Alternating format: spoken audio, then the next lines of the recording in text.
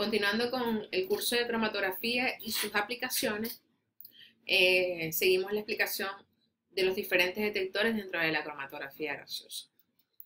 En el caso del detector de emisión atómica, por las siglas AED, es uno de los más recientes que se encuentran actualmente disponibles dentro del área de la cromatografía. Se caracteriza por analizar prácticamente todos los elementos volátiles, a excepción del helio, presente en el gas portador. Cuenta con una alta selectividad y unos niveles de sensibilidad de pocos picogramos. Este detector es bastante sofisticado, fiable y rentable. También es fácil de utilizar y mantener. Es ideal también para realizar investigaciones en laboratorio. Utiliza la espectroscopía de emisión atómica para analizar elementos en compuestos que eluyen en un cromatógrafo de gases. Utiliza un plasma de helio que fragmenta todos los compuestos. Los átomos excitados producen emisiones de luz característica y un lente enfoca la luz en la raja de la entrada del espectrómetro que posteriormente enfoca los haces de luz. Se puede medir uno o varios elementos simultáneamente y pueden analizarse varias muestras automáticamente cambiando solamente la gama de la longitud de onda.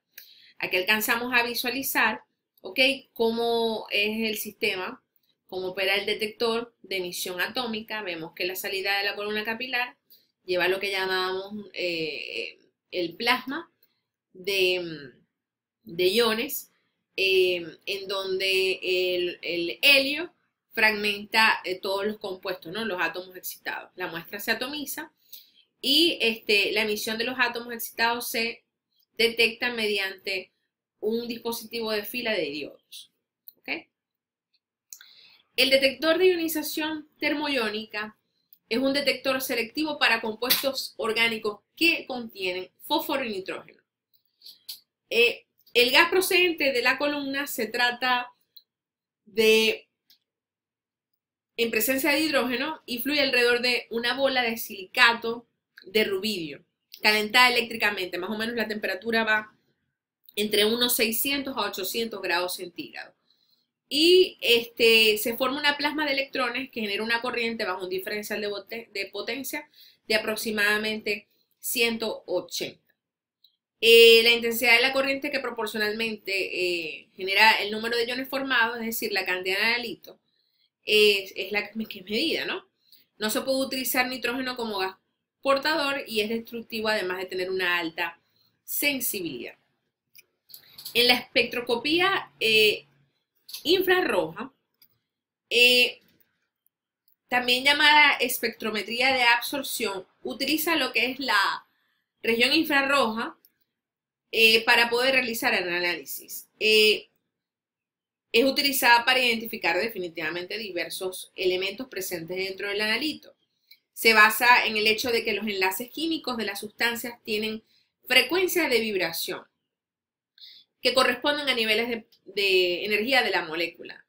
Estas frecuencias van a depender de la superficie de la energía potencial, de la molécula, de la geometría molecular, de las masas atómicas y del acoplamiento vibracional, que alcanzamos a visualizar uno dispuesto frente a la trayectoria de gas original, el espejo móvil 1, y el otro perpendicular, el espejo móvil 2.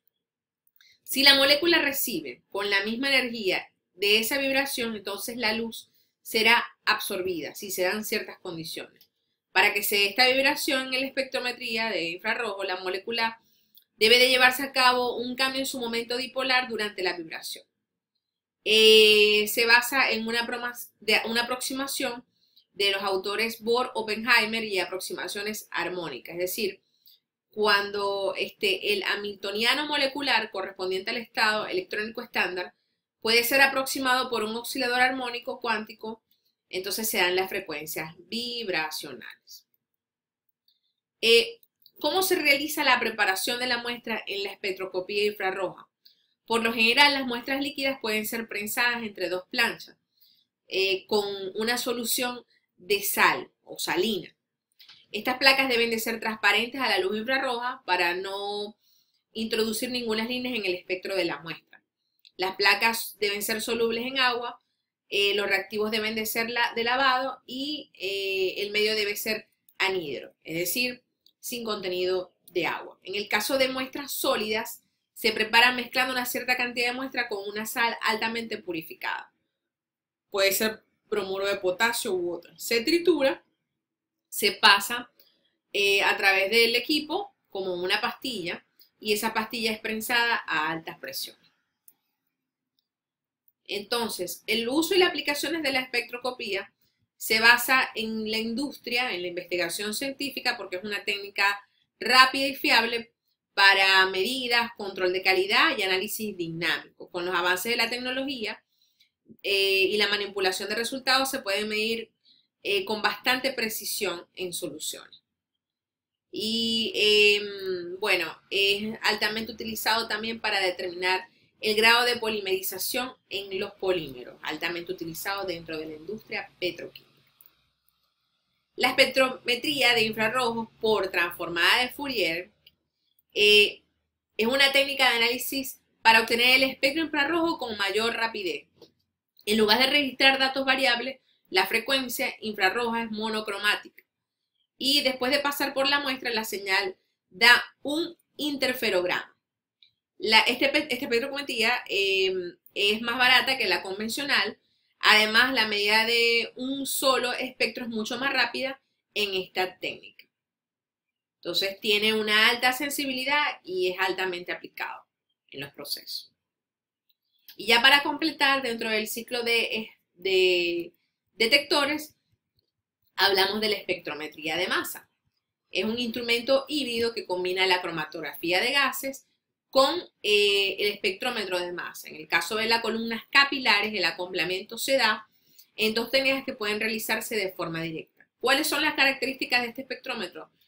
Es universal, de elevada sensibilidad, da buenos resultados en mezclas orgánicas complejas, tiene una de las desventajas sería el elevado coste y la complejidad del uso.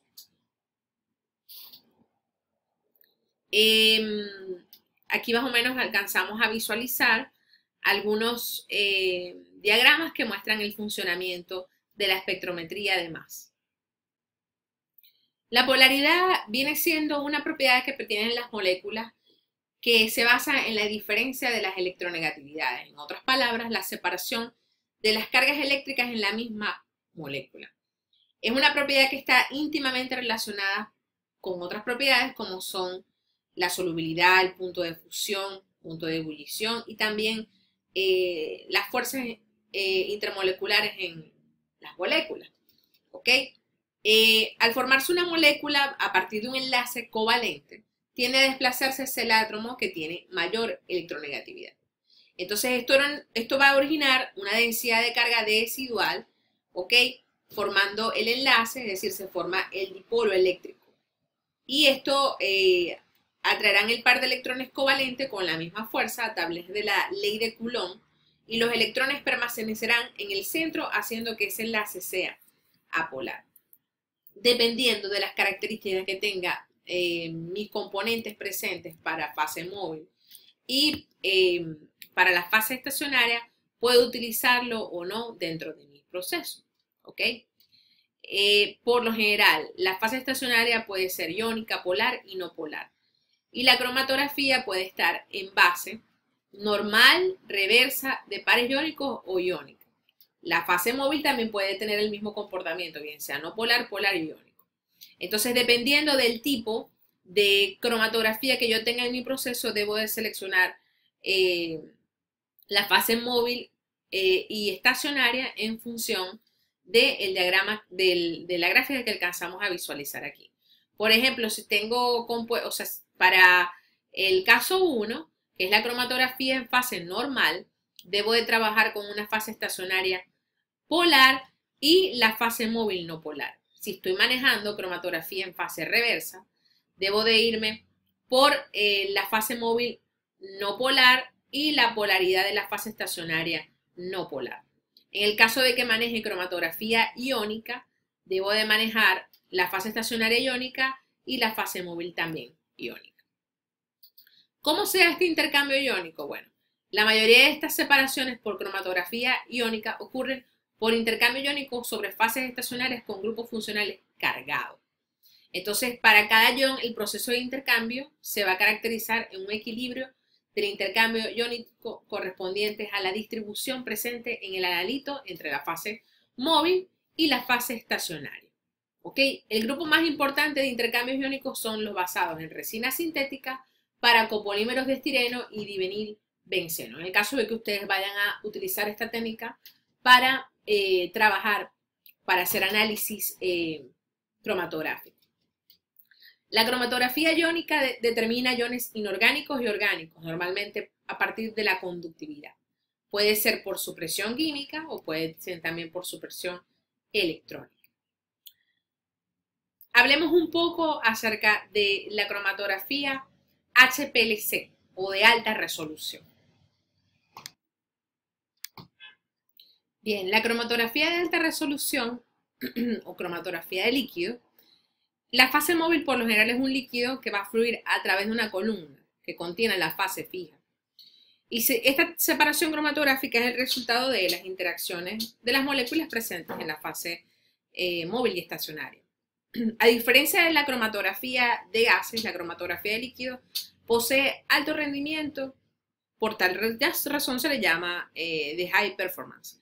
No está limitada ni por la volatilidad ni por la estabilidad térmica de la muestra. Es capaz de separar macromoléculas, trabaja con fluidos supercríticos, productos naturales, labiales, materiales poliméricos y una gran cantidad de grupos polifuncionales de alto peso molecular. Su fase móvil es líquida e interactiva y tiene como parámetro importante la alta selectividad y las facilidades para la separación.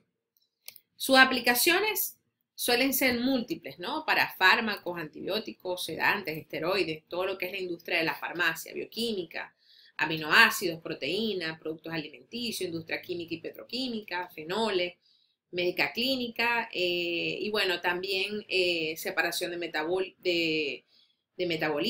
de enantiómeros, de enzimas y de proteínas.